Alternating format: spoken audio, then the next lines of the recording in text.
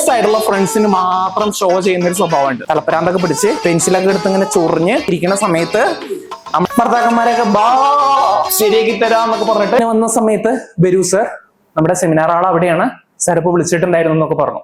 അതൊരു സ്വഭാവമാണ്. നല്ല രീതിയിൽ സംസാരിക്കാനും നല്ല രീതിയിൽ പെരുമാറാനുള്ള സ്വഭാവം. The people show the people. ആളുകളെ ഷോ ചെയ്യാനുള്ള ഒരു സ്വഭാവം നമുക്കുണ്ട്.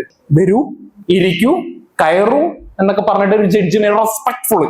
മൂന്നാമത്തെ ഒരു സ്വഭാവം ഉണ്ട് നമുക്ക്. നമ്മളറിയാത്ത ഒരു നമ്മളിലുണ്ട്. നമ്മളറിയാത്തൊരു നമ്മളുണ്ട്. ഇത് എപ്പോഴാ പുറത്തേക്ക് വരിക നമുക്കറിയില്ല. ഇതിനെയാണ് നമ്മൾ അൺകോൺഷ്യസ് മൈൻഡ് എന്ന് പറയുന്നത്. നമ്മുടെ ഡീപ്പർ വേർഷൻ ആണ് മക്കളെ ഇത്.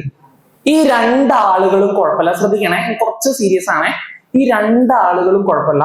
ഈ മൂന്നാമത്തെ പുള്ളിക്കാരൻ ഉണ്ടല്ലോ, ദാറ്റ് മീൻസ് ആരാണ്?